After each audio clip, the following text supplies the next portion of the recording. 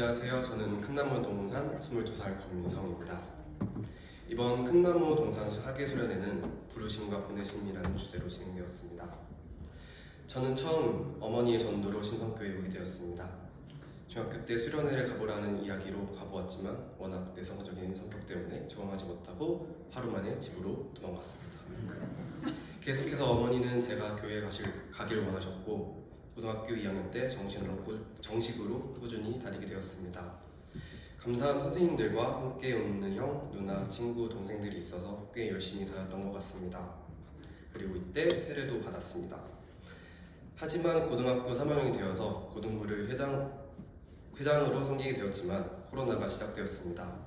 이로 인해서 교회에 자주 못 나오게 되니 자연스럽게 멀어지고 입시와 같은 개인적인 일들에 집중하게 되었습니다. 저는 처음으로 간 대학에 만족하지 못하고 2번, 3번 입시를 다시 보게 되었고 원하는 대학에 가지 못하였습니다. 또 중간에 군대를 가려고 했던 계획이 갑작스러운 수술로 공익 판정을 받고 이도저도 못하는 상황도 있었습니다. 이 사건들로 인해 지난 시간들에 대한 상실감, 아무것도 이루지 못한 무력감, 계획했던 것들이 무너지는 것에 대한 우울감들이 저를 지배했었습니다. 밖에 나오지 않는 시간들이 많았었고 사람들과 만나지 않았었고 눈물로만 매일을 지냈습니다. 지금도 이때를 생각하면 정말 힘들었구나 라는 생각이 드는 것 같습니다. 중간중간 마음속에 교회로 가고 싶다라는 생각이 들긴 했었지만 보잘것없고 이룰 것 없는 모든 걸 잃어버린 탕자의 마음이었던 것 같습니다. 하지만 김범주 전도사님께서 이런 저를 계속 불러내어 제 힘듦을 들어주시고 말씀과 전도사님의 하나님으로 위로를 받았습니다. 그리고 큰나무 동산 임원들의 방문 때에는 짧은 담소였겠지만 큰 감사함을 받았습니다. 이 감사함으로 작년 11월 달에 다시 교회로 돌아오게 되었습니다. 하나님께서는 이렇게 작고 보잘것없는 저에게도 위로를 느끼게 하시고 이를 통해 감사함을 생각하게 하십니다. 하나님은 참 위로자이시며 계획에 따라 행하십니다. 아멘. 다시 돌아가게 된 계기는 힘든 시간대에 저를 찾아주신 전도사님과 임원들이 보답하기 위해서였습니다. 그때까지만 해도 감정들이 메말라 있었고 하나님이 제 첫 번째 순위가 아니었습니다. 오히려 왜 저에게 이런 힘듦을 주시나요? 하면서 1차원적인 부정적인 감정들이었습니다.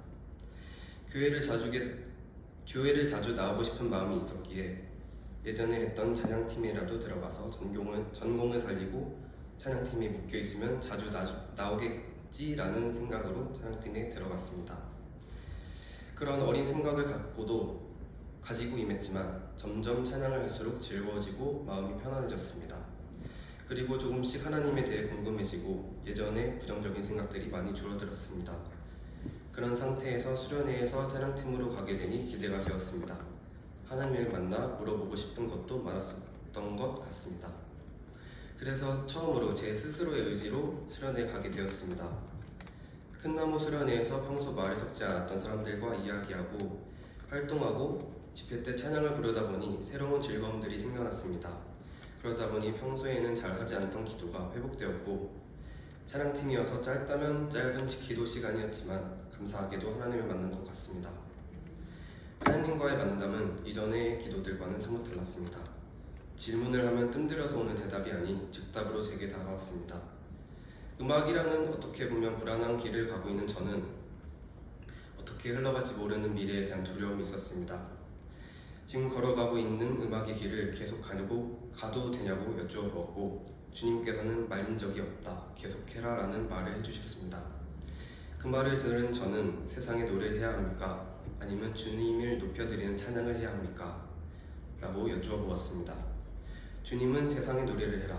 나중에 너가 감사하다면 나를 위한 찬양을 해도 듣지 않다. 라는 말을 해주셨습니다.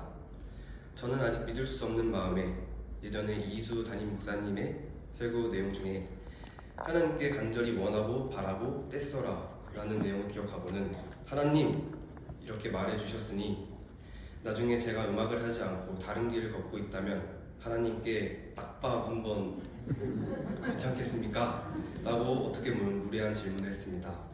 하나님께서는 호탕하게 웃으셨습니다.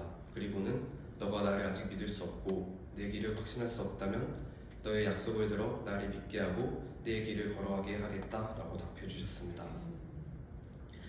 이 만담 이후에는 오히려 편한 마음으로 음악이든 다른 직업이든 상관없이 하나님이 이끄시는 대로 가겠나이다. 하나님이 저를 사용해 주시고 원하시는 길로 이끌어 주셔서 담담하게 주신 길을 걷게 해주소라고 기도했던 것 같습니다. 이렇게 하나님을 만나고 계속 기도를 드리다 보니 전에는 알 수 없었던 잊고 살았던 편안함, 믿음과 확신, 제 스스로가 느끼기에도 변화가 있는 것이 느껴졌습니다. 수련회가 마무리되고 다시 서울로 올라가는 길에 저를 포함한 9명의 인원이 교통사고를 겪게 되었습니다. 감사하게도 엄청나게 큰 사고는 아니었고 다들 놀라고 당황한 상태였습니다. 사고가 난 본고 차로는 서울에 올라가기 힘들 것 같아 차를 바꾸어 올라가면서 저희들끼리 세상의 노래를 깃들어서 그렇다. 우리끼리 찬양을 들으면서 가자 하며 찬양을 들으며 올라가니 사고 난 사람들이 맞는지 할 정도로 꽤나 안정된 상태로 올라온 것 같습니다. 다들 긴 수련의 끝에 피곤했을 텐데 교회에 도착하니 저희를 걱정해준 형 누나들이 기다리고 계셨습니다. 괜찮냐? 어디 아픈 데는 없냐? 빨리 병원으로 가서 검사 받아야지 라는 진심당긴 걱정에 너무나도 감사했습니다.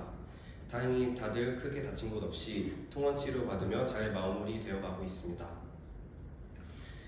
이 수련회와 사건으로 인해 큰나무 동산이 서로가 돈독해지고 은혜 받고 있다는 걸 느끼고 있습니다. 저는 큰나무 동산 수련회 이외에도 꿈나무 동산에는 잠깐의 보조교사로 좋은나무 동산에는 세컨 건반을 도와주는 교사로 참여하게 되었습니다. 저보다도 어린 동생들이었지만 믿음의 사람으로 성장하고 있는 믿음의 사람으로 성장하고 있는 이미 몇몇 친구들은 믿음의 길을 걷고 있는 동생들을 보니 오히려 선배님이라고 부르고 싶고 함께 나아가는 힘을 얻은 것 같습니다. 길었던 수련회 이후에 저는 최근 예전과 비슷하게 계획이 틀어지는 일이 생겼었습니다. 복학 준비를 하던 저에게 갑작스러운 공익 소집 명령이 떨어져 당황하고 혼란스러웠습니다. 이때 우연치 않게 미 말씀을 보게 되었습니다. 그 말씀은 예레미야 32장 19절 말씀이었습니다.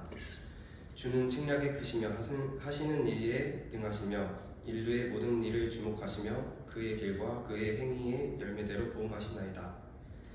하나님께서는 한 사람 한 사람마다 계획하신 일이 있습니다. 힘든 일이 생긴다면 하나님께 그 일을 통해 더 성장하시길 바라시는 겁니다. 강인해지고 싶다고 기도하면 바로 강인해지는 것이 아니라 강인해질 수 있는 기회를 주십니다. 우리는 힘든 일이 있더라도 미래가 걱정돼도 불확실해 보여도 하나님을 믿고 나아가야 합니다. 결국 그 끝에는 하나님밖에 없기 때문입니다. 우리 모두 하나님의 계획을 믿으며 나아갑시다. 이번 수련회들로 정말 많은 가르침과 은혜를 받고 가는 것 같습니다.